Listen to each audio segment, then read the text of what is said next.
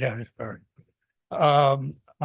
So I have a map and then the third area are the Hale precincts, renamed in real estate circles as Coal Valley.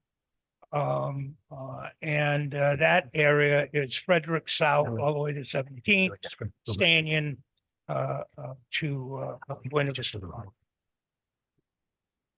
These are significantly voting areas. You'll see some patterns there. This is the Haight-Ashbury. This is the center of San Francisco. There is a general consensus in the 94117 area about most things cultural, most things social, but not at all things economic. There are differences. So if we can put up quickly through the map and then go to the 8 precincts.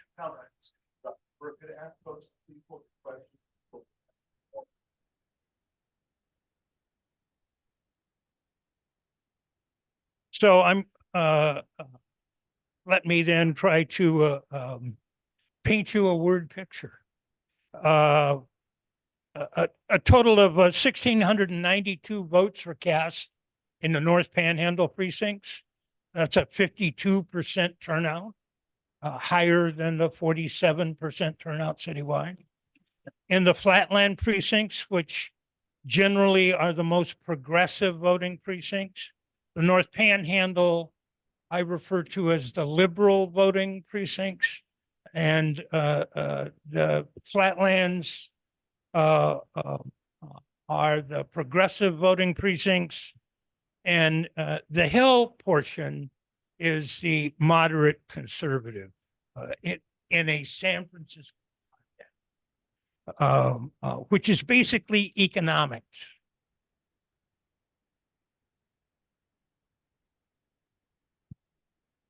The turnout in the Flatlands was 2,733 voters for 53% turnout, a little bit higher than the North Panhandle. But the heavy hitter is always the Hills. 2,519 votes cast, a 57% turnout. They always punch above their weight. That's fully 10 points above the citywide turnout. So the Haight-Ashbury Neighborhood Council made recommendations on this ballot. We were and distributed literature. We were yes on Proposition A, the $300 million bond. And then we were no on everything else. We were no on Prop B, which was the increase the police budget with a tax measure. Prop C, which is build housing in downtown high rises. And oh, by the way, cut gross receipts taxes.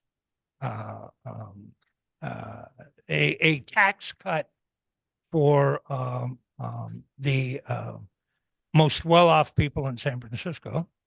Proposition E was the mayor's police funding with no tax increase, and giving the SFPD an extraordinary amount of latitude because they have exercised such great judgment in the past for a variety of things. And then Prop F, which establishes drug testing to receive general assistance in San Francisco. The Haight-Ashbury Neighborhood Council was opposed to B, C, E, and F. So these are the three areas. The North Panhandle, 4 precincts, 1 in D1, the 9147 is actually in District 1, but we count them. the flatland precincts, which I include 9803, which is in District 8, and then the hill precinct.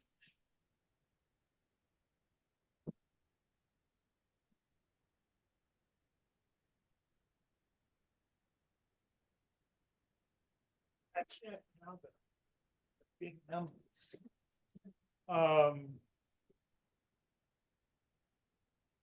Proposition A, the $300 million general obligation bond, did very well in all portions of the Haight-Ashbury. It was most strongly supported in the flatlands, next strongly in the North Panhandle, and 81%, which is nothing to sneeze at, in the hills. It exceeded so the total Haight-Ashbury yes on A was 82%, outdone by D5. D5, District 5, had an 83% approval rate of Prop A. D8 is 80%, and it passed citywide with 70%. Proposition B, which is the measure perceived as being anti-breed because it was placed on the ballot by Supervisor Safai, who's running against London Breed. And it required the novel notion that if you're going to increase the budget, you ought to say where it comes from, and it shouldn't be cutting anything else. So it needs a new tax. That was absolutely unacceptable to the mayor and her allies. But it was still an increase in the police budget, which is the third largest budget in San Francisco. The chief of police is the highest paid chief of police in the United States. And after 5 years, a San Francisco police officer earns more than any other police officer in any city, state in the nation. We have a very well-funded police department. So there was a good deal of opposition from both sides of the political side. And as you can see, it did not do well anywhere in the Haight-Ashbury. It lost in every precinct by rather substantial margins, 78% in the North Panhandle, 80% in the flats, 79% in the hills. Now the fun begins. Proposition C was this cleverly devised, basically a tax cut. It gave to a board of supervisors, keep this in mind, a board of supervisors that is currently denounced by the forces that were pushing C, but it gives to the board of supervisors the power to override previous ballot initiated measures that involve gross receipts tax and transfer tax. And it's rather an extraordinary thing that was sold as being, if we have a housing crisis and we can put housing in downtown office buildings. And by the way, there's this other little part over here. So the discerning set cut the game, and the contest was on. So in the North Panhandle, it was nip and tuck, with one precinct giving it resounding support, sufficient to sway the entire North Panhandle to a narrow yes on Proposition C. In the flatlands, no, prevailed narrowly, but it prevailed, 51% no. And then in the hills, it was yes, yes, yes, yes, yes, yes, yes, yes. They're really for high-rise housing. up there in Coal Valley. They're solidly behind building housing and office building. Resounding 60% yes, which meant that the hate went yes 53%, with several precincts voting no, but not sufficient numbers. And it passed stronger in the Haight-Ashbury than it did in District 5, which is a little embarrassing. D8, it passed 55%. And citywide, it passed 53%, which is what it passed with in the Haight. E and F are the two signature measures of Mayor Breed, placed on the ballot by her, run by her campaign. Was all part of the messaging and positioning of the mayor for the upcoming November race, which I'm sure the other two panelists will address. I'm just talking about the Haight-Ashbury. So Proposition E was the police measure, which is truly extraordinary. I assume everybody knows it was a decidedly one-sided pro-police, insanely pro, so insane that even the Chronicle could not stomach it. That's how insane it was. 56% no in the North Panhandle, 63% no in the Flatlands,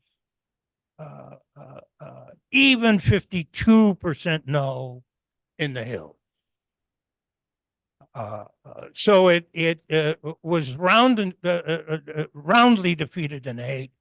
No, 57%, higher than D5's 52%, because that Tenderloin voted for it.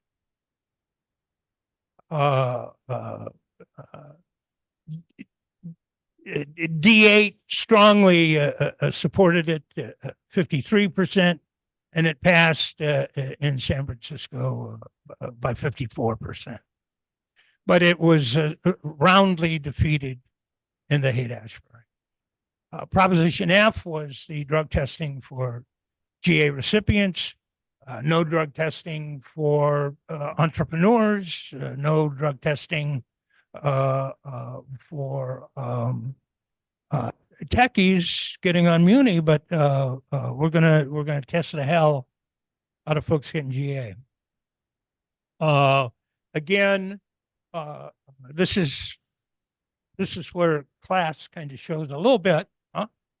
North Panhandle reject 53%. Hills reject 59% no. The Hills, not so much, gives it a 52% yes.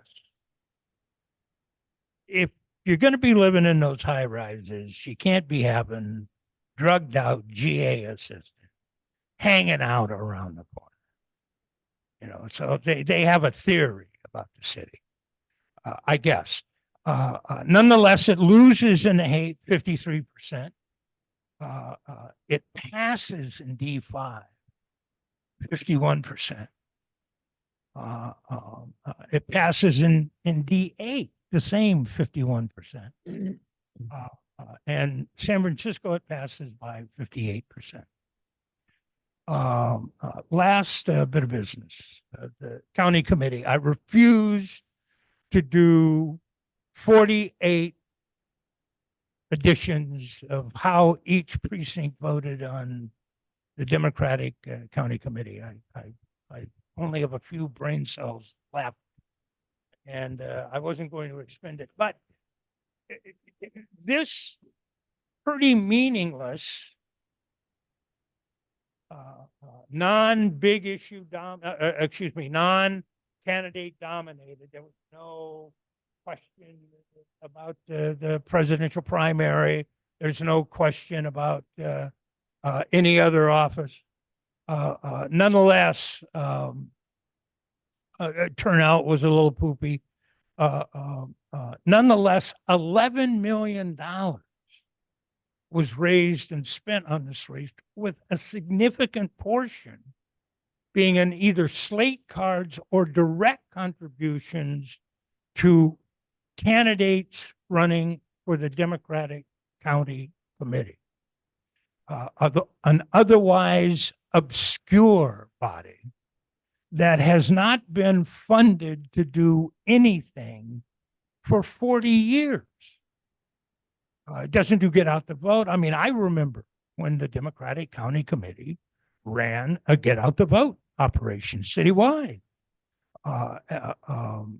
Had hundreds of people. Hasn't been so for 40 years. Nonetheless, we're now told, since the large investor realtors in San Francisco politics, one of whom has spent $300 million since 2015 in San Francisco. $300 million. Did any of you guys get any of that money? I mean, he could buy us for that. I mean, $300 million. I mean, make an offer, you know. Nonetheless, what did $11 million buy? It bought the county committee. In the liberal 19th Assembly District, which we are no longer a part of, we're in the conservative part. The Haight-Ashbury was carved out of the 19th Assembly District. Yes.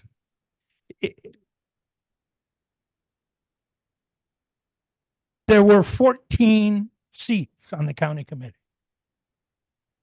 10 were won by conservatives, and 4 were won by progressives. That was true the first report of the evening, when the early absentee votes were first announced. That's report number 1. That's what the report is. It's all of those ballots that had been collected by the Department of Elections before Election Day. And so those were already counted. And that's the first count. So you want to know what the early vote by mail vote was, look at that. And what you will find out is that constituted 53% of the vote of the winning 10 conservative candidates. 53% of the vote. In the other assembly district, it accounted for 38% of the vote. So our side needs to understand that the other side has a weapon, and that weapon is money. And one of the things that money gives you is the ability to staff out a vote chase operation. You target a population, you can, everybody now gets a ballot, you call them, you make sure they fill out the ballot, you help them fill out the ballot, you give them voter information about the ballot, you offer to pick up the ballot and drop it off, whatever you can to make sure that those votes are cast. And that's what happened. And that's what money can buy you. And we have to understand that we are now in the era of huge expenditures, and we need to understand how that works and how we can finesse it. Thank you.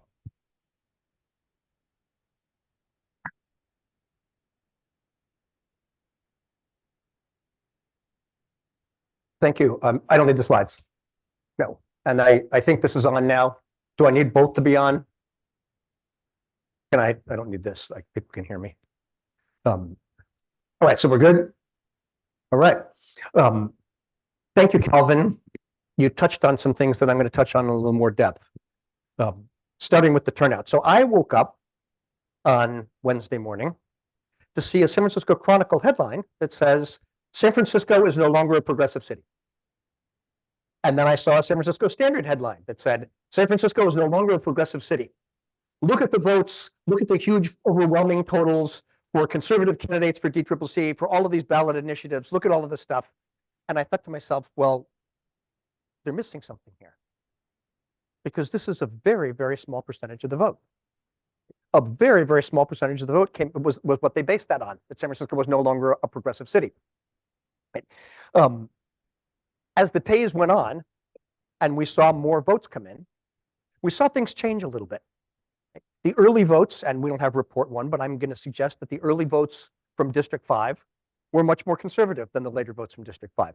This is not unusual. Normally, the first dump of ballots is more conservative, and there's a lot of reasons that. Honestly, the people who turn in their ballots early tend to be older, they tend to be whiter, they tend to be wealthier, and they tend to be homeowners.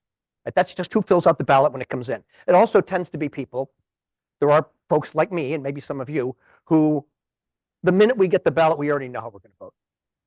We don't look for campaigning. We don't wait to hear from candidates. I already knew the day I got my ballot how I was going to vote. So I filled mine out early. But a lot of people don't do that. A lot of people don't remember. Right? So it started to change a little bit. And we saw more progressive votes come in. And we saw some of the candidates, some of the progressive candidates who had been completely locked out of the Democratic County Committee start to move up a little bit. Right? And those votes were more progressive. But then it stopped. And in looking at all the maps, and I don't have the maps here with me because I didn't make them. A couple of other people have made maps that I looked at. The turnout in traditionally progressive areas was abysmal. And I include my precinct in Bernal Heights. The turnout in my precinct in Bernal Heights was terrible. The turnout in Southeast San Francisco, as Calvin mentioned, was terrible. The turnout in parts of the Mission that generally vote progressive was terrible. Right? And the turnout on the other parts of town and the more conservative areas of town, the turnout was very, very high. This was a turnout election. And there's some reasons for that, I think. And Calvin mentioned one of them, which is if you've got $11 billion, or $11 million, excuse me, they have 11 billion. They've spent 10% of it here. If you have $11 million, it's easier to do a voter turnout operation because voter turnout operations are actually somewhat capital intensive. You need to hire people. You can't just do that with digital media. You actually have to go out and reach out to people. So it takes a certain amount of money. That's one of the reasons. The other reason I would argue is that we had nothing at the top of the ticket to bring out progressive voters. A lot of people, I believe, just from talking to people, are mad at Joe Biden for some very good reasons, and they stayed home. Some other people thought, well, Joe Biden's going to get the nomination anyway. There's no contest. There's no Bernie Sanders challenging Biden or challenging Hillary Clinton. There's no top of the ticket thing to excite younger and more progressive voters to come out. So some of them actively protested by not coming out to vote for Joe Biden. We've seen this in a few other states where people have said, cast your protest about what's going on in Gaza by not voting for Biden. But nobody said, don't come out to vote. Nevertheless, that's kind of some of what happened. Right? We didn't have a big ticket item to bring people out. The mayor, on the other hand, had a bunch of items that were designed entirely to bring out conservative voters. Proposition F is ridiculous. It's never going to happen. And anyone with any sense knows it's never going to happen. We do not have anywhere near enough social workers to do drug screenings for the 5,000 or so people who are on general assistance. In fact, we are desperately understaffed in those departments right now. And in talking to the union folks, they'll tell you the intake workers, the general assistant intake, are not trained to do drug screening. They have no experience in this. And there's not enough of them, and they don't know how to do it. And they're already arbitrating this and demanding meet and confer because they put this on the ballot knowing it would never happen. Now, let's take the next step. You've got someone who's on general assistance who has a substance use problem. And they go into their social worker, or their intake worker, not a social worker, their intake worker who is not trained to do this and say, I want help, I want to get off whatever substance I'm on. Where are we going to send them?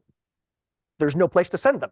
There's no treatment beds. So the whole thing is a complete farce, except that it may scare some people away from getting general assistance because they're afraid to go in and see the intake worker or their eligibility worker because their eligibility worker is going to kick them off. So now we have more homeless people. but it's certainly not going to work. Why is it on the ballot? The mayor knows this isn't going to work.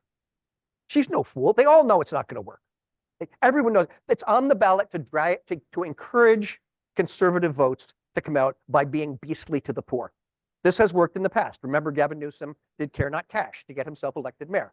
This was not about helping people who were homeless. This was about putting something on the ballot that attacks poor people as a way to drive out the conservative vote. Prop E was designed to drive out the conservative vote by saying it's pro-police. This thing is going to be a nightmare. It basically undermines the authority of the police commission. It gives the cops the ability to do high-speed chases. In San Francisco, in this neighborhood, I saw a high-speed chase about a month ago in Bernal Heights. It was terrifying. I'm out there walking my dog, and this guy comes speeding up the street, followed by 5 cop cars, driving at about 80 miles an hour through a winding, narrow street of Bernal Heights. And there was a woman standing next to me who had some mobility issues, was older. And I was like, and I had to kind of stand in front of her and make sure she was way back on the side. We were afraid we're both going to die. Right? They're allowed to do that now for almost anyone. Doesn't have to be a violent felony. Plus, they can use any type of surveillance technology they want without going to the Board of Supervisors. Now, let's think about this for a second. The Board of Supervisors, by law, has to approve surveillance technology for all departments. I know Dean has been on the board for a while now. I have never seen the board turn down a plan. When the cops come in, other agencies, here's our surveillance plan. The supervisors say, thank you very much. They discuss it, right? It's discussed in public, and then the board says, okay, that's fine. Now the cops do this without going. Theoretically, they could have drones flying around over demonstrations, for example, with facial recognition software, which we all know is horribly racist. And they can do this for a year and then come back to the supervisors and say, hey, here's what we did. Wasn't that fun? And meanwhile, the police chief, this is astonishing, can unilaterally stop the police commission from doing police oversight by demanding a hearing in every single district before they do it. This is designed to attack the police commission, which the mayor is mad at right now. But this is actually done, not because I don't know what London Breed really thinks. It's very hard to tell what she really thinks, but I don't think this is about making people safer. This was about getting conservative votes out. Like the same with the algebra in the schools. All right, who's not in favor of algebra in the school? They're already doing it, right? They're already doing algebra in the 8th grade. We did not need this to be on the ballot. But the mayor really wanted a conservative Democratic County Central because in the fall, she knows that there will be a much higher turnout and there'll be people who only vote in presidential years. And she's hoping, and I'm not sure this is actually true, that the endorsement of the Democratic Party will be helpful to her with those voters. Again, I'm not sure it's actually true. I'm also not sure she's going to get it because there's a conservative group on the Democratic County Center. For all we know, they'll go for Mark Farrell.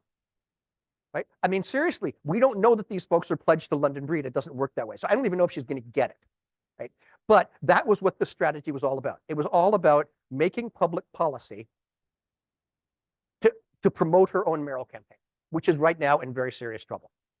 Okay, so the important thing to understand about this election is it was a moderate turnout election for a primary year, but it was a very low progressive turnout election. When you look at the maps, all of our districts, all of the districts where progressives live, did not come out to vote, did not turn out to vote. So if that changes in the fall, I think this narrative about whether San Francisco is a progressive city can change pretty dramatically, but we've got to get people to turn out to vote, right? A couple of things I want to mention here, right? One is that Prop C, and I don't know what this means. I'll talk about this in a second, but Prop C did really badly in Southeast San Francisco. In Bayview Hunters Point, the Ingleside, all of the Southeast areas in San Francisco, Prop C did really badly. And I think that's because people looked at this and said, it's a tax break for downtown. We're not interested in downtown. We don't care about that. We don't want to do anything downtown. We want stuff in our neighborhoods. And I think the neighborhood vote looking at this and saying, no, we're not giving anything. We don't give anything to downtown is actually very significant and could be a telling thing for the mayor's race. I found that very, very interesting, the very weak support for Prop C in the southeast part of the city. Second thing that's very interesting. One of the reasons that people like Bilal Mahmoud and Trevor Chandler, Bilal running in this district, Trevor in mine, got to run for DCCC is they want to get name recognition when they run for supervisor. And they want to do that when you run for DCCC, that's under state law, and there's no campaign contribution limits. billionaires can give $100,000, and they did, to Bilal Mahmoud and to Trevor Chandler for DCCC. They can only give $500 to them when they run for supervisor. So this is supposed to be a way to really get your name out there and to essentially do a supervisor campaign with unlimited campaign contributions. Bilal ran afoul of the law on this, as they sometimes do, by sending out literature that connected to his Board of Supervisors website, funded by illegal campaign contributions from billionaires that you can't give to a supervisor race. There'll be some ethics commission action on this. It won't really make a huge amount of difference. But here's the interesting thing. Bilal did quite well citywide. He was one of the top 5 people getting elected to the Democratic County Central Committee. The weakest areas of his support were in the Haight and in Hayes Valley. He did very poorly in the district that he wants to run for supervisor in. He did great in D7. He did great out on the west side of town. He did great in all that. Pacific Heights voted overwhelmingly for Bilal for County Central Committee, but this neighborhood didn't. So that's an important thing for us to understand, is that the guy who wants to run in this district was not popular in this district despite all the billionaire money. We saw the same thing in D9, where I live. Trevor Chandler did great on the west side of town. He did great in Pacific Heights. He did great in all the wealthy areas. He got 5,000 votes in Bernal Heights, in District 9, in all of District 9. And I can't give you that number for District 5 because part of District 5 is in the 17th, and it's not, they don't break it down quite the same way. But I can tell you that the Haight-Ashbury and Hayes Valley did not vote for Bilal. And Trevor got 5,000 votes in District 9, which is about 1/3 of what Jackie Fielder got when she ran against Scott Wiener for state senate in District 9, a comparable citywide race. She got about 14,000 votes. I'm guessing it's going to probably be about 18,000 votes to win that district, probably about the same to win this district. 16, 17, 18,000 votes, depending on how the RCV breaks down, right? So that's an interesting thing, that expenditure of billionaire money does not appear to have worked very well, if that was their goal, right? I want to just talk really, really quickly about a couple of things going forward for November. And the first thing I'm going to say is we need top of the ticket items. We need a candidate for mayor.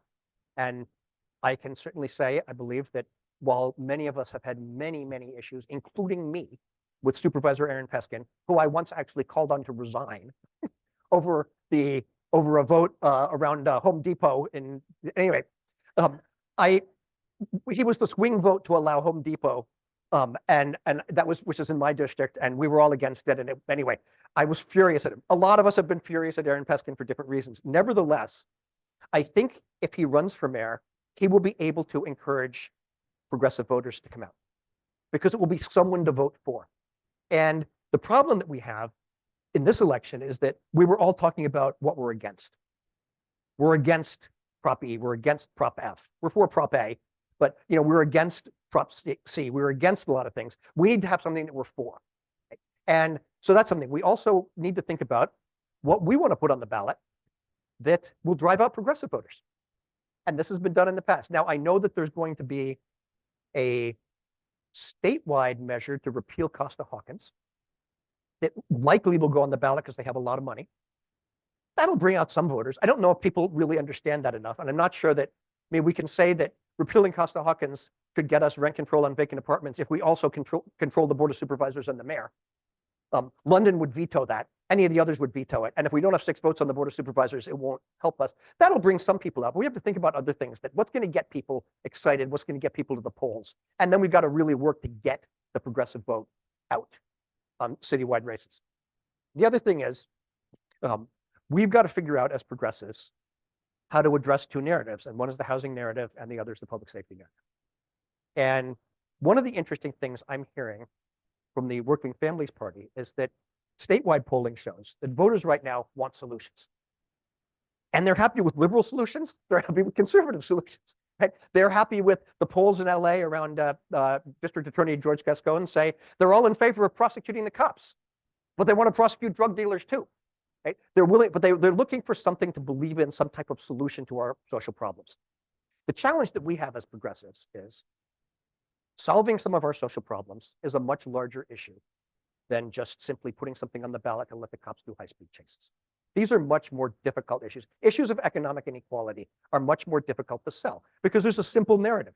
And the simple narrative that the wealthy folks want to say is, just let the market handle the problems, let the market handle the housing issues, and the problems, the social problems that arise from late stage capitalism, we deal with the cops. Right? That's the easy narrative.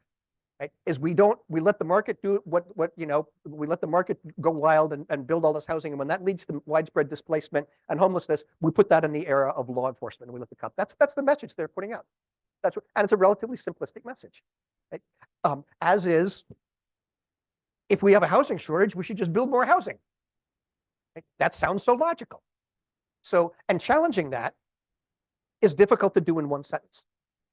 What you have to say is density does not equal affordability.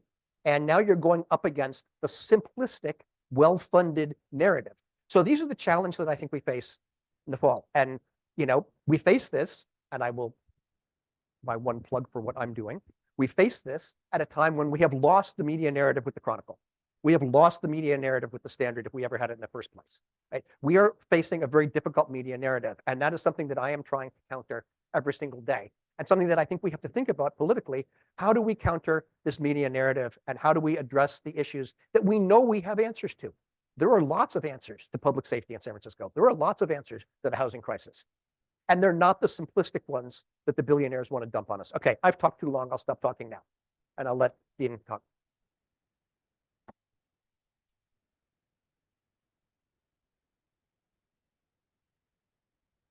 Well, the good thing is I'll be relatively short because I'm going after these two who have said many of the things. Thank you, Calvin, for the rundown. It's always great after the elections to get the detailed breakdown from you. And thank you, Tim, for really covering a lot of the things I would have shared. And maybe I will echo some of them. But let me start by just saying that every election, there is like clockwork. The quote, death of progressive San Francisco is predicted by the newspapers. And then if it doesn't happen in the election, they just don't talk about it. And if there are conservative wins, then those are announced as the death of progressive San Francisco.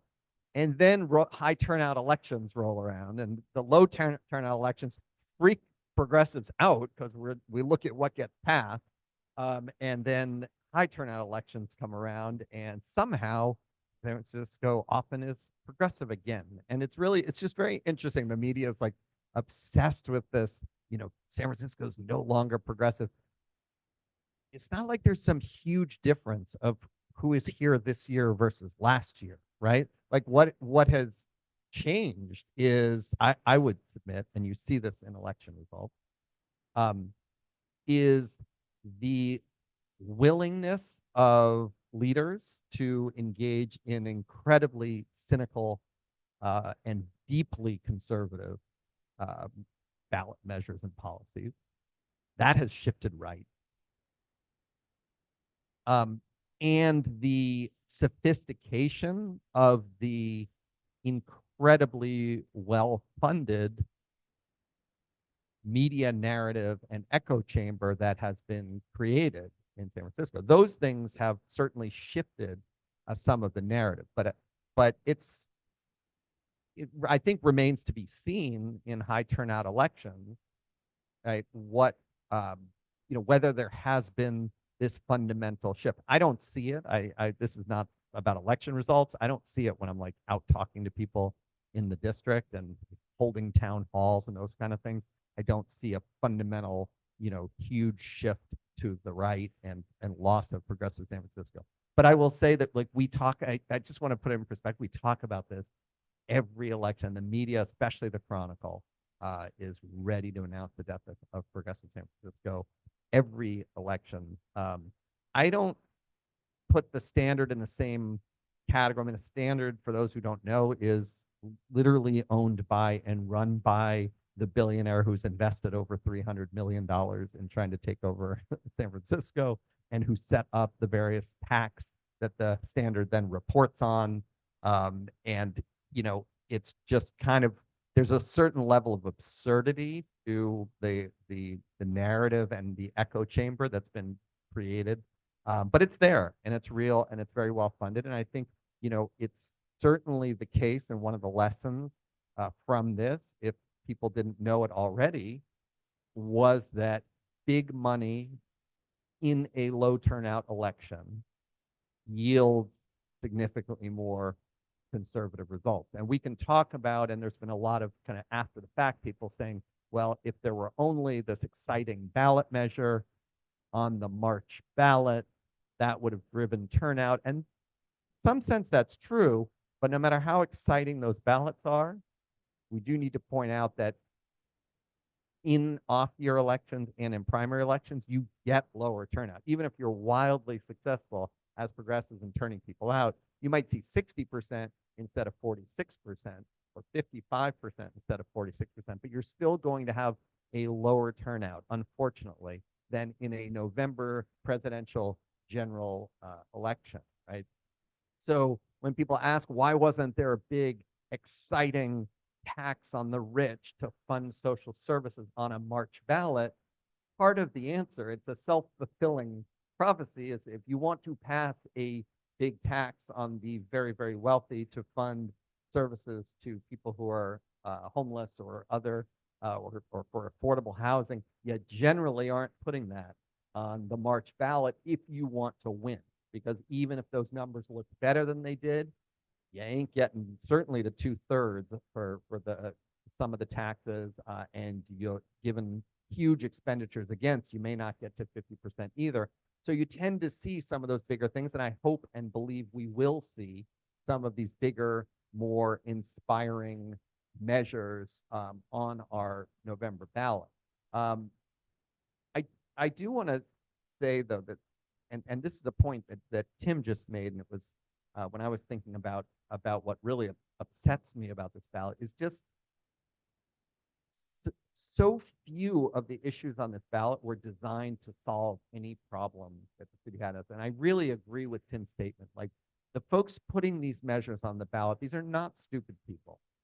And they do not, there's not a chance that they believe that drug testing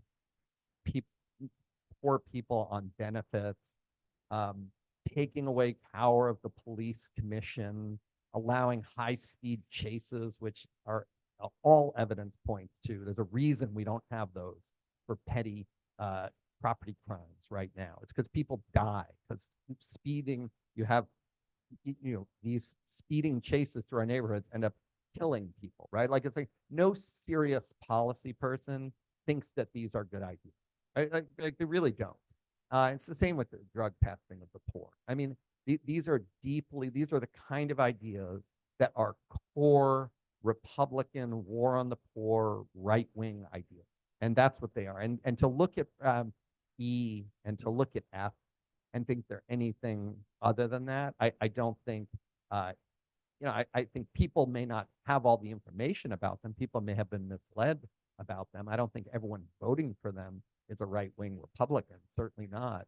But I think that the folks putting these measures on the ballot, as has been pointed out by other panelists, the goal is turnout of conservative voters. The goal is wedge issues, and the goal is being able to use these ballot measures to pump up the names of the candidates behind them, as opposed to really achieving any significant policy goals. Now, the mayor saw some of that, like with Prop E, kind of backfire a little. So Prop E was the police one, which the mayor thought would be a chance for her to show how tough on crime she was by sending out mailer after mailer funded by her benefactors. She wasn't thinking about the fact that her competitor, Daniel Lurie, might do the exact same thing. And so he did that. He said, oh, good idea, I'll take it too. And he's sending out the glossy mailers. It's saying that it's his ballot measure. So some of these things, kind of amusing to see some of these things, backfire. So many of these measures, I mean, just look at all these measures. You had A through F, like what of these ballot measures really did anything to actually solve a problem in our city? Prop A did. And I will say, it's a real bright spot on this ballot. that even with all the other noise and this, some of these very conservative ideas on there, that we're still a city where about 70% of people will vote for an affordable housing bond. And there's a lot of bad news in low turnout elections. That is a that's a good piece of news. And I want to say, as someone who did, before I was supervisor, did affordable housing and tenant rights work all over the state of California. It's not like this in a lot of places, right? So I do think, San Francisco pats itself on the back a lot. Sometimes it deserves it, sometimes it doesn't. On bonds, we actually deserve it, right? The willingness of the residents of this city to pass affordable housing bonds appears, if that can happen on a low turnout, a low turnout and more conservative electorate election, that's a good sign. But the other measures really, Prop B, I mean, don't get me started. If one were more, if one were just playing with narratives and PR spin, if the left did what the right does, the left would have been putting out press releases saying 75% of San Franciscans don't want more police, because 75% of people said no to Prop B, and Prop B called for more police. Obviously, it's a more nuanced analysis of what was going on with that ballot measure. But that ballot measure doesn't, at the end of the day, make any difference. I mean, if the mayor and board want to increase police funding, which I will say I've been a dissenting voice on just giving rubber stamp $50 million increases every year to the police. But I'm, one vote. There's not a problem in San Francisco of the police not getting enough funding to staff up. Like that is a made up issue, right? And the mayor and a super majority of the board have shown, since 2021 to present, their willingness to sign off on any increase to the San Francisco Police Department, whether or not the police clear cases, whether or not the police response times improve, whether or not those investments make our communities safer, right? Because it is a political, they view it as a political win, and so they will sign off on that. So Prop B was not, win or lose, was not going to change anything in terms of crime, public safety, or police staffing in San Francisco, to be honest. Prop C, as has been pointed out, was took an issue that's kind of popular. I mean, we've done a bunch of things at the board to try to incentivize and help these conversions. I actually am fine with conversions of office to residential. The controller issued a report during this election cycle saying, with or without Prop C, with or without a waiver of the transfer tax, these projects are not feasible. Prop C is not going to really do anything to actually incentivize office to residential conversion, right? So this was like not only a measure that the people who put it on the ballot knew wouldn't really do anything. The controller of the city is saying this won't do anything to actually incentivize conversion.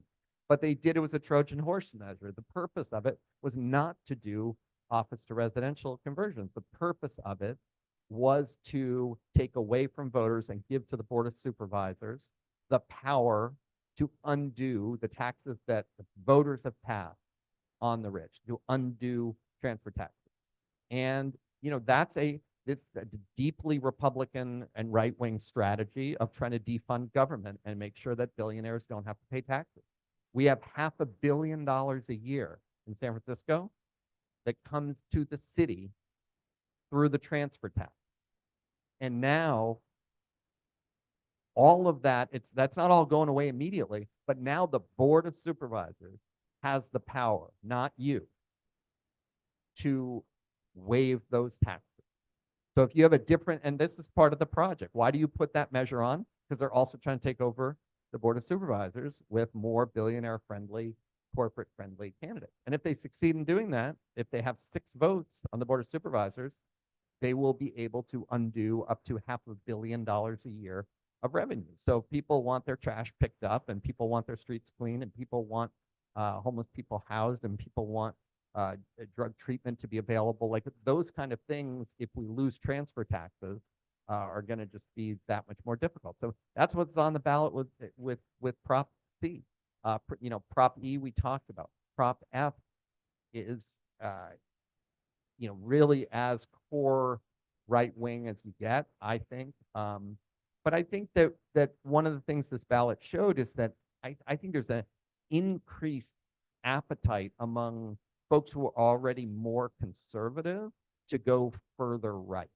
Like I really think that there's no sense that some of these ideas might be too cruel, too counterproductive, lack compassion.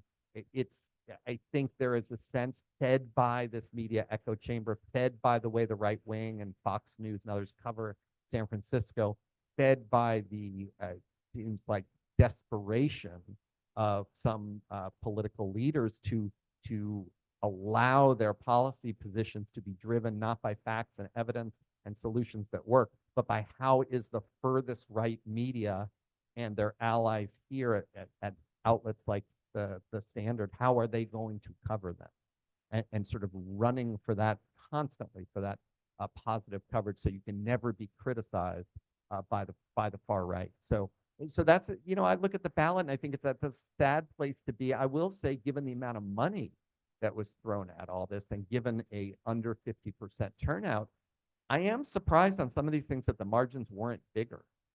To be honest, this was not a landslide victory for something like Prop C, which had virtually no budget to oppose that tax break, and a very confusing ballot question. I thought with all the paid yes on C, that we would see that be a landslide. Some of these others were closer than I expected, but they still passed, and they're really detrimental policies, particularly C, E, and F. So, I'm often asked what does this mean for our November election? And as I started with, I think this means a lot for big money, low turnout elections. And I think that the very wealthy and conservative have taken note, right? They have now learned through recall elections, through other low turnout elections, that with enough money, they really can win even policies that seem like they wouldn't fly in San Francisco. And that's really concerning, and it should concern us all in terms of low turnout elections. Here's the bright spot, though.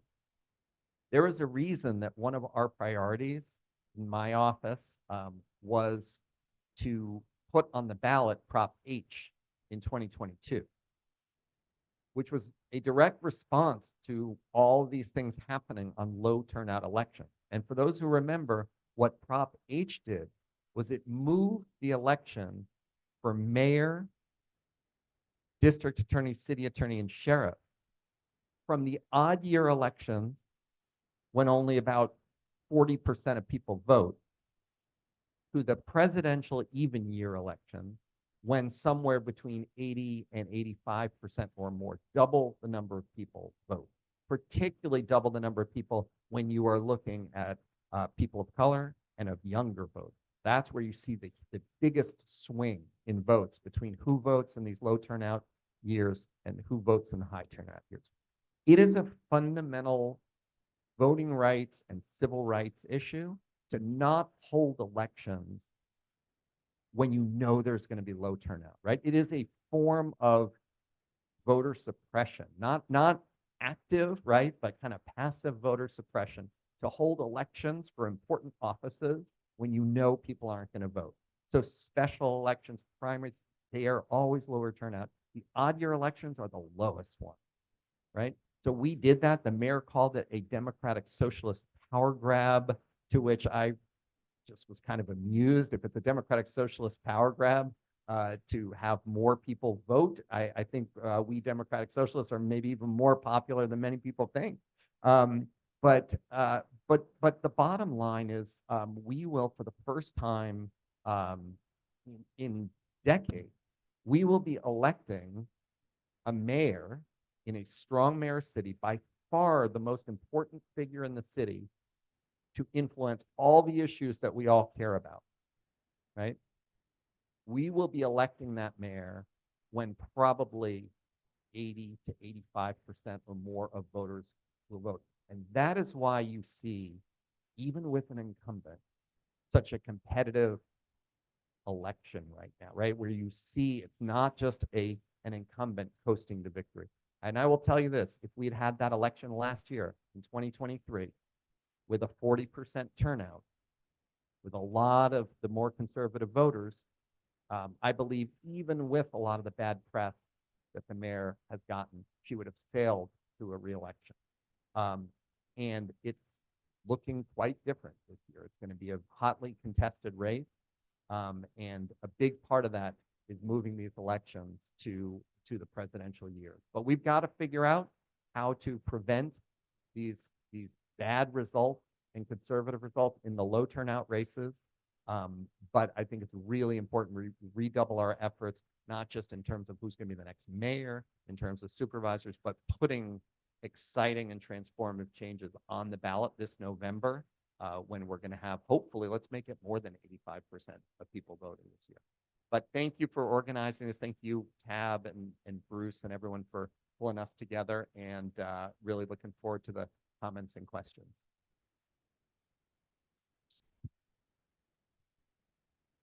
Thank you, Supervisor and Tim and Calvin. And just to remind you, we're a hybrid meeting, so we're going to alternate with questions between people in the room. And hi up there, everybody. So any questions first in here? Okay.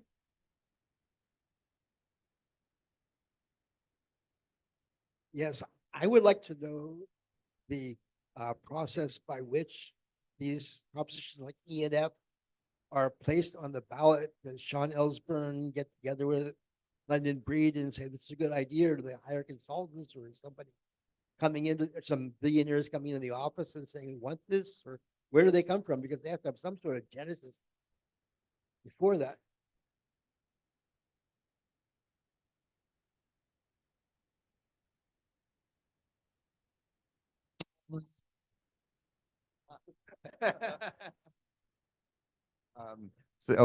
Thanks for that question. So really two main ways something can get on the ballot, right? One is that it comes through the board, through the board of supervisors, and gets put on the ballot, or it can be through signatures. So the mayor or board of supervisors can put measures on the ballot. Or it can be through a set number of signatures, and it depends for signatures whether it's a charter amendment or not. But to your question on these particular ballot measures, where they came from, right? So it's really interesting on these topics, and I was struck, like with Prop C, zero communication from the mayor's office. Like if the mayor were serious about wanting to incentivize, or waive some taxes for people going from office to residential conversion, like I wrote the most recent increase to the transfer tax, right? She could have picked up the phone and called, like people could have convened a discussion. And I don't think there would have been a lot of objection to carving out, for certain types of projects for a certain number of years if we're trying to incentivize them to do that. I mean, we've waived a bunch of fees at the board for these. And so, I don't think there was any consultation on any of those items that the mayor put on the ballot with the board of supervisors. None of my colleagues had any conversation. So those were not things that the board voted on. And so it's really, I think the process by which they get to the ballot is sometimes more of a negotiation. With the bond, for example, like the bond, everyone has to be on board for. The mayor and the supervisors negotiate it. It comes through the board, and there are ongoing negotiations. Then you end up with a bond, a housing bond that you send to the ballot. That was very successful, right? So, and that's how it should be done. But some of these others can just be done unilaterally, bottom line, or can just be done through signatures. I have if I might, I have a darker view. There is a an interesting, at least in my mind, connection between the politics of the Ukraine, the Soviet Union, Hungary, and the role of oligarchs, extraordinarily wealthy individuals who talk with no one and who are deeply conservative, if not beyond conservative, fascists. It's my understanding that the mayor's office doesn't talk to anybody but millionaires and billionaires. And they come up with most of the innovative ideas. The conversion of JFK to the Golden Mile was all done in conversations with friends of Mr. Moritz, the tech investor who has spent $300 million influencing San Francisco politics. I believe these guys come to the mayor with a proposal. And the proposal is to repeal district election of supervisors, to return the city to post-1976 political life in which the wealthy basically called the shots. And they have a game plan. And they have funded it at, for me, stupendous levels. I tend to agree. It's sometimes referred to as stupid California money. They waste an incredible amount of money because they don't really poll. They have concepts. I mean, these are the same people that are doing Solano County. They're the same people. They have done, do you realize they have to get a measure on the ballot? They have changed the measure 3 times as basic problems occur because they really don't think these things out. They want the control. They want the land. And I think that's what we're up against. It's the tech real estate coalition. And it's very real. And the Chronicle, the Hearst Corporation isn't a news organization. It's a real estate company. The majority of the profits of the Hearst Corporation is in its real estate holding. That's why you have a Chronicle that is absolutely insane on the question of density and market rate housing being the solution to what? The removal of who lives here now. And I have an old anarchist friend who tells me, Calvin, you've been telling me that for 20 years, and I'm still here. Well, I ran into him the other day. He's leaving. And one of the reasons he's leaving is that he can't afford the rent. And he said, you know, you may be right. Maybe this year they are doing. I submit that that's what's going on. That these measures, there's one, Moritz is circulating a measure now that will basically do in half the commissions of the city. There is another measure that I am sure will appear that will, in some way, Moritz wants the end of a district elected board of supervisors. That's where these great ideas come from. And the interesting thing is that I don't believe that group has yet made a decision on who they're going to back for mayor, except you can bet one thing for sure. If Aaron Peskin runs, and I believe he will, it will not be Aaron Peskin. In fact, if Aaron Peskin runs, I think we will see massive amounts of IE money, not promoting London breed or Daniel Lurie or Mark Farrell, but attacking Aaron Peskin. I'll just add one thing to this discussion. I mean, we are dealing with the displacement of working class communities and in many ways progressive communities from the city is real. And it has happened. And 25% of people who are registered to vote in San Francisco have registered to vote in the last 4 years. Right? I know that's a stunning. It doesn't mean they've moved here in the last 4 years. I think a lot of tech workers moved here 10 years ago and didn't care about local politics, didn't pay any attention. Now they are. Right? And so I think, as Calvin has said to me many, many times, who lives here, votes here. And it wasn't, what in the 1960s, Spur actually said, we need to move the city towards a more standard white Anglo-Saxon Protestant characteristic. And they came out and said that that's what they wanted to do. And I don't think these people are a whole lot different. Sorry. Thank you, guys. So anybody out there in Zoom have a question?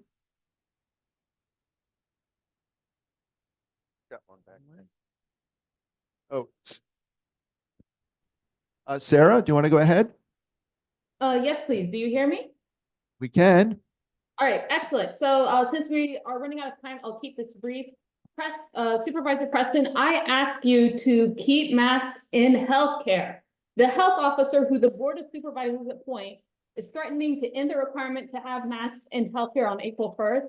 I ask you to take a stance for masks in healthcare so that healthcare workers don't infect the most medically vulnerable people in the city. And I also put in the chat a link to a letter that I would like the Haight-Ashbury National Council to co-sign from a bunch of organizations in the city, senior services, disability activists, asking the Department of Public Health to keep masks in healthcare. Thank you. Hey, thank you, Sarah. I mean, I'm happy. Yeah, I'm happy to talk to you about it. I don't have the say of whether masks are required in healthcare. It seems like a reasonable ask to me, as I think I've communicated before. So I'm happy to talk to you about it. I do know we're trying to focus on the election recap. So if you want to reach out to our office, I'm happy to talk to you about that. Thank you. How close are we to the elimination of district elections?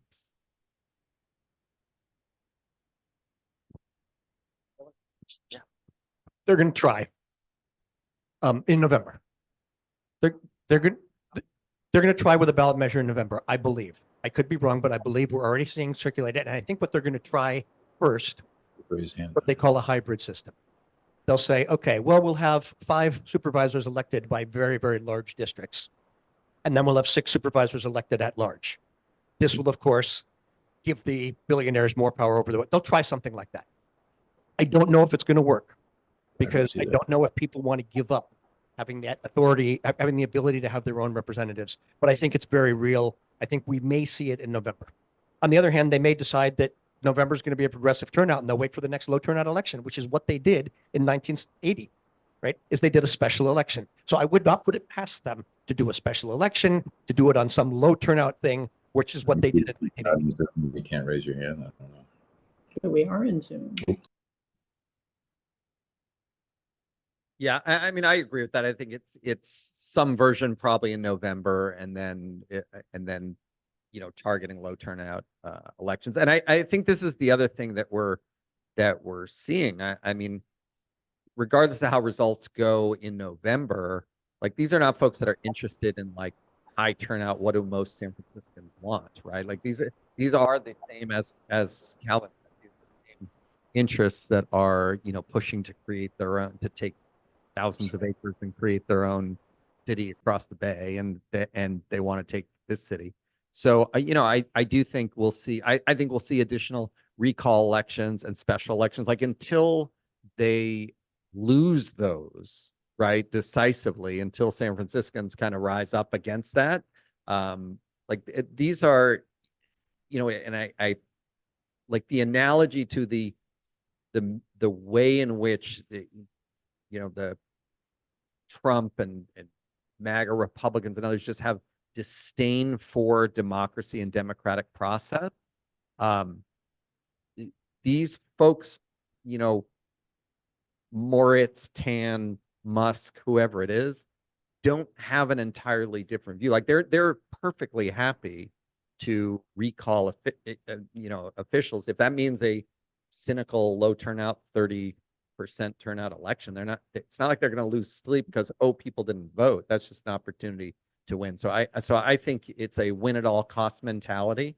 I think I often liken it to a culture of like a hostile takeover, a corporate. I think they're used to a corporate culture in which anything goes and you use by any means necessary to seize control of corporate asset, and they view San Francisco as a profit-making corporate asset for them.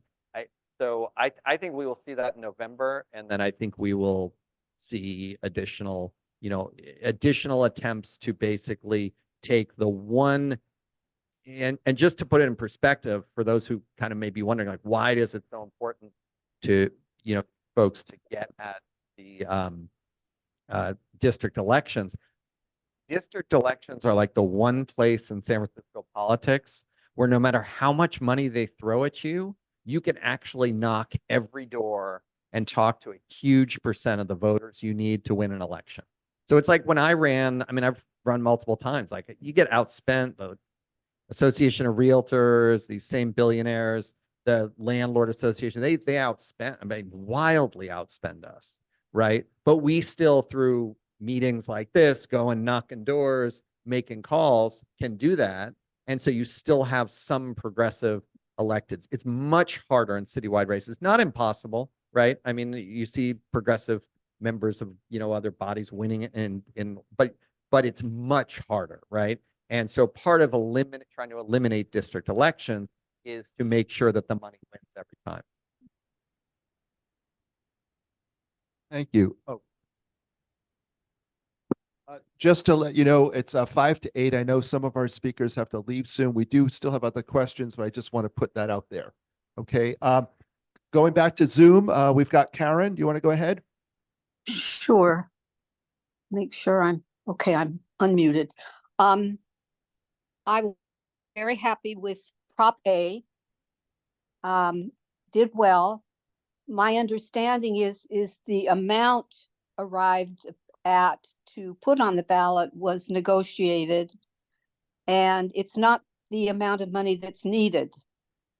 But they were afraid, I guess they were afraid asking for more, they wouldn't get it. But I'm wondering, it did do well. And do you guys think more could have been asked for and successfully passed? Let me just speak to that for a second, because I've watched a lot of these, and I agree with you. It should have been much larger. The problem is that if we issue new bonds at a greater level than we're currently paying off bonds, then there is a resultant increase in property taxes, which 50% can be passed on to tenants. Right? And that makes it a much higher lift. There is talk of a multi-billion-dollar regional housing bond in the fall, and that we're talking like maybe $10 billion or more as a regional housing bond. That's the kind of thing that we need, but this is the challenge. As you see, this got 70% of the vote. Yeah. If 5% of the people didn't want to see their property taxes go up or didn't want to see a pass-through, and if you don't do the pass-through, the landlords raise money to oppose it. That's why it's this way. Thank you. Thank you. Barry, I know you had a question. You haven't said anything about the judges, and very interesting with all the, I live on the west side, and it got inundated with the pieces to get rid of the incumbents. And I was very, very pleased with that turnout. There were conservative candidates for the DCCC who spent money to be on those attack flyers. And they did, at least one of the guys that I was following, I'm glad to know, he was a guy recently elected to the Sierra Club leadership. I don't believe he made it onto the District 9 DCCC. So thanks. Anyone want to comment on Yeah, that? I think this is on. Yeah, I think that the judges were definitely another bright spot on the ballot. It was, I mean, I will say, like, I felt pretty confident that the judges would win. I probably don't live in a neighborhood that was the prime target of, you know, I think that, you know, D5 is not too sympathetic to these kind of really conservative challenges to judges. I do think, though, what's interesting is the difference between measures and people, right? And you know, people were clearly willing to go pretty cynically, you know, or back some pretty cynically conservative measures on ballot measures, for a number of reasons we've talked about, including wanting, as I think the point that was made, wanting a solution, whether it's one they liked or not, want it feeling like at least something was in front of them to vote for. It didn't translate on the people where you actually had one person running against another person, which is very different from slates. Like most people voting for the Democratic Party, they don't really know, you know, of all these dozens of candidates, maybe they know one or two of them. They're usually voting a slate. And it's like, do the more conservative folks turn people out and get their slate voters out, or the others? I think it's a little different with a head-to-head race. I think with these folks, you know, the guy challenging Judge Beggar, like these were not terribly serious people or candidates to be judges, and their critique of the existing judges was kind of absurd. Like they didn't even have that issue to organize around, that like, oh, this judge, you know, released this person and that person went and, you know, killed someone, or that kind of thing to organize around. Like there was literally nothing there.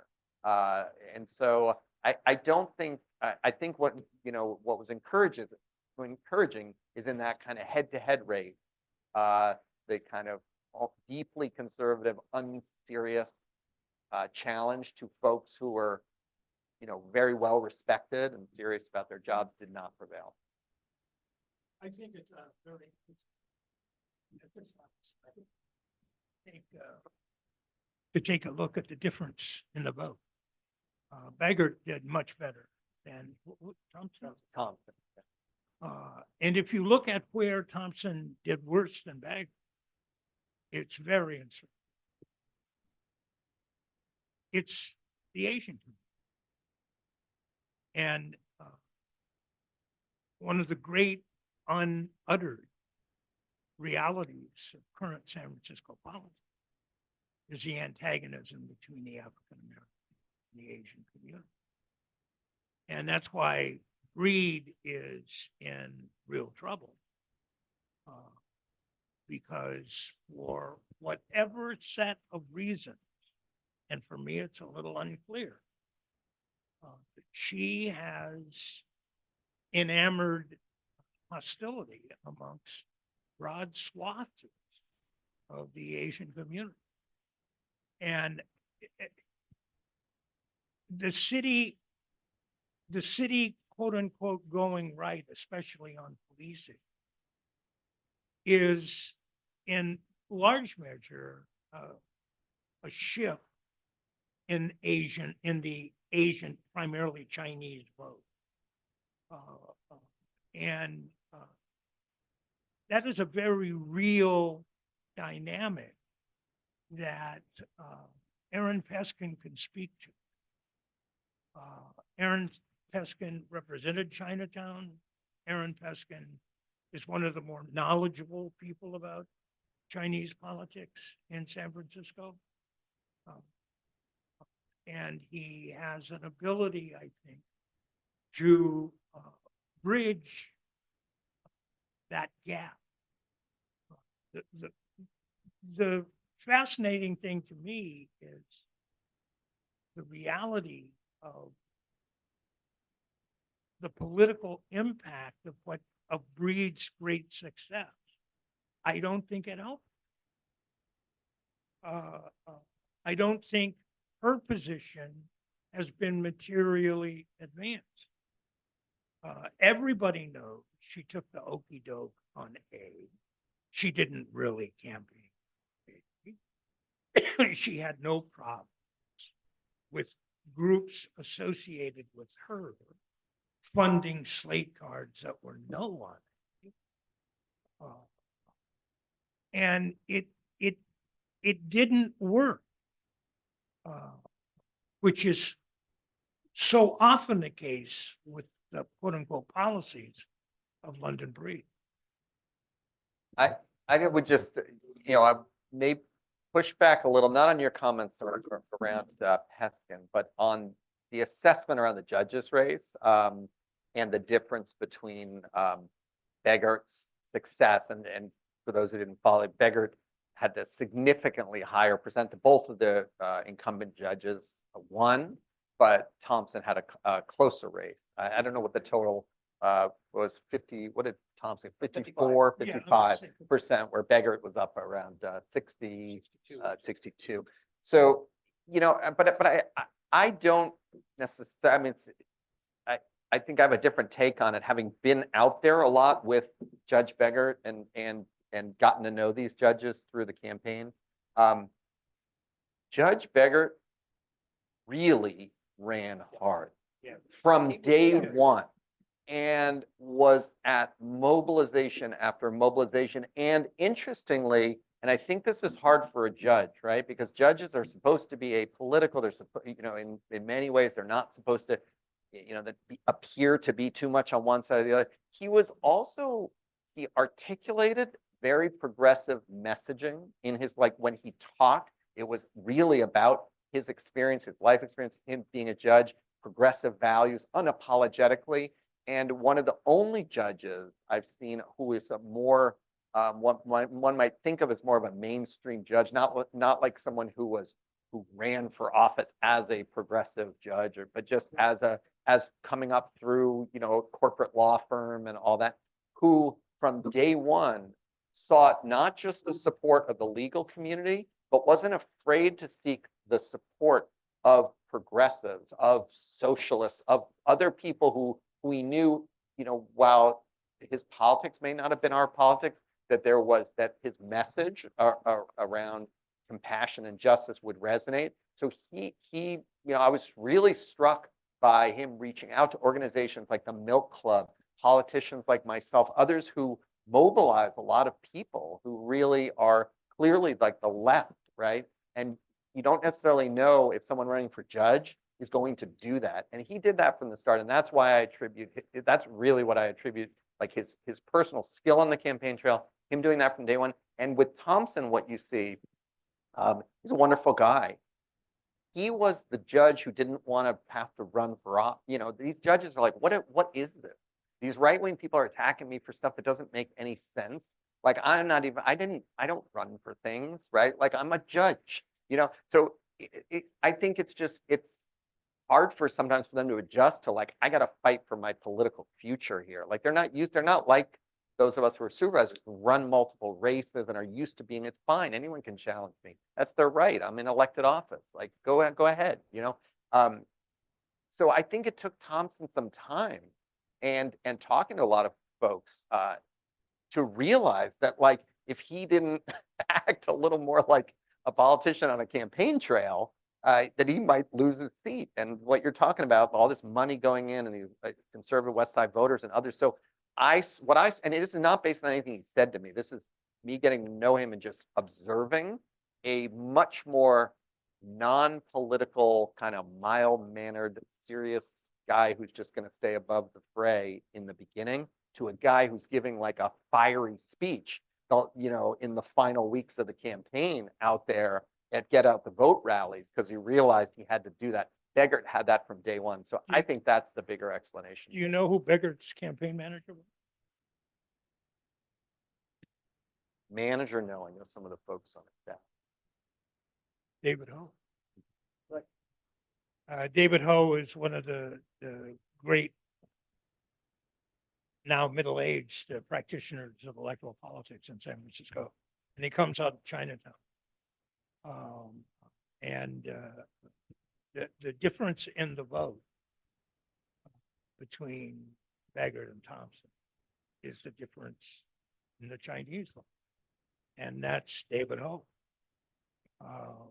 Ho is an old friend of Safai.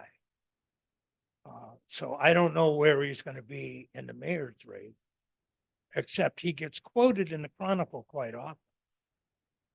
And comments that are less than kind to the mayor. But it is, Baggert, I believe, also got taken away with the campaign. I think he really liked it. He was out everywhere. You know? He was everywhere. And it's an amazing thing to see a judge infected by democracy, you know? It's one of the few blessings that we get in our form of government.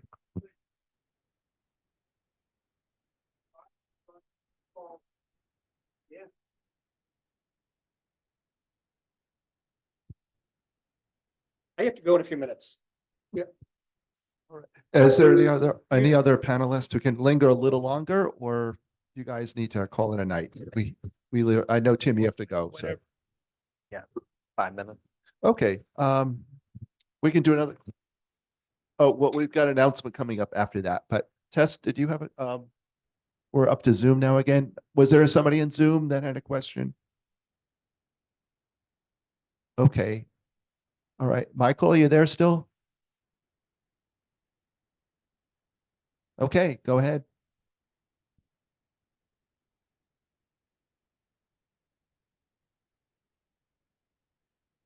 Michael, could you please unmute?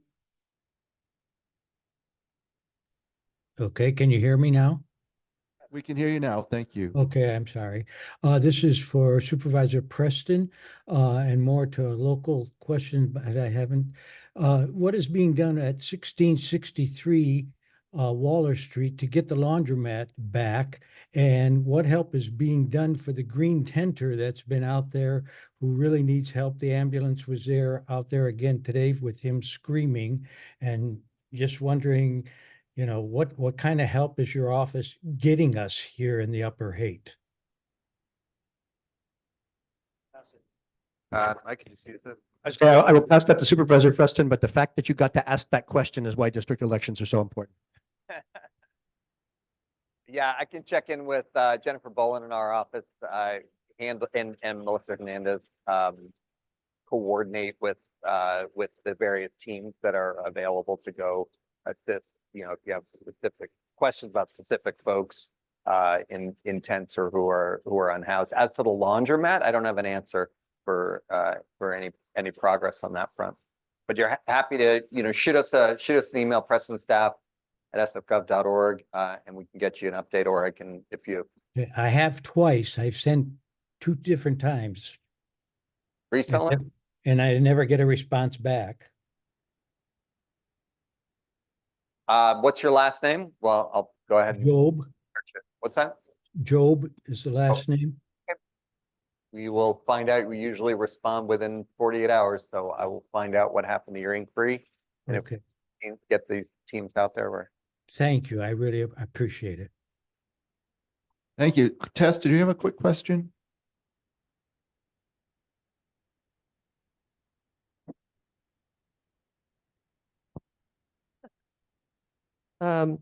I think we all owe Supervisor Preston thanks again for Prop H and getting the mayor's election changed.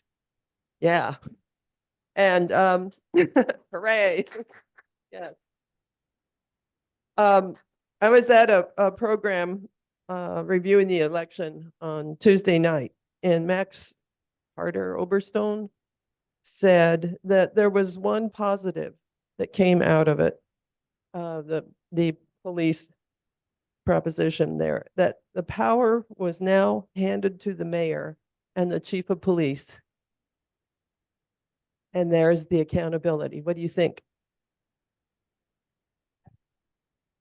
Yeah, I mean, look, I have tremendous respect, and let me just start with Mac Carter Overstone, who is exactly what you want in a commissioner, like someone who's serious about the issues, actually trying to be independent and exercise their judgment, who you will recall is the one who was required to sign an undated resignation letter as a condition for being appointed which could sit in the mayor's drawer and be used in case he was out of line as a commissioner. He spoke publicly about that, exposing that entire scam of like that the mayor was requiring commissioners who were supposed to be independent to submit undated resignation letters for her to be able to file. That's how this administration was controlling commissioners. I mean, these kind of things are such outrageous scandals and offenses to democracy and good government. I mean, it's just incredible to me that these things are allowed to exist and happen. And I just want to say, one of the things that has shocked me since taking office, I was not involved in government at all before. I'd never worked for the government before I was elected. One of the great disappointments I've seen is the unwillingness of department heads, commissioners, and others in leadership in this city to blow the damn whistle and call out the rot in government. Like it's unbelievable to me. You have heads of departments who will be told by the mayor, we're pulling the plug, heads of departments that are tasked to, save lives in departments of public health, and then they'll just let the mayor pull the plug on wellness hubs, and they won't say a damn thing publicly because they want to keep their job. Heads of departments of homelessness and supportive housing who are fine when here in the Haight, despite fully approving and fully funding a homeless drop-in center at 730 Standing as an interim use, will pull the plug on that. And the department heads will loyally, the directors and the deputy directors will go into the hearings and make up some nonsense about why they're doing it. Every day in City Hall, I will say, as chair of the Government Audit and Oversight Committee, it's like getting at that is so hard, right? Of like really trying to create a culture with whistleblowers and people who will stand up for the things that they are experts in. And I will just say it is so, I don't want to belabor the point, but what Max Carter Overstone did, right, is what we want every commissioner to do. To be like, I don't care who appointed me, right? Like, I'm going to exercise my independent judgment. Like I was, as a professional and an expert. I would say on that comment, I'm not sure I totally agree. I mean, I get what he's saying. Sometimes you want to look at the positive. It's not completely wrong, but as Calvin said, the mayor has the power on these things already, and the absurdity of a lot of the discussion on these things and these sort of weaponizing by the mayor, by Moritz, by the Standard every day, all this nonsense about like, trying to poison people against the board of, it's like the board of supervisors' fault, it's the judge's fault, it's everyone else's fault. Like this is a strong mayor city, and it's kind of absurd when you look at, I mean, for whether you like a supervisor or you don't like a supervisor, we each have like a staff of 4.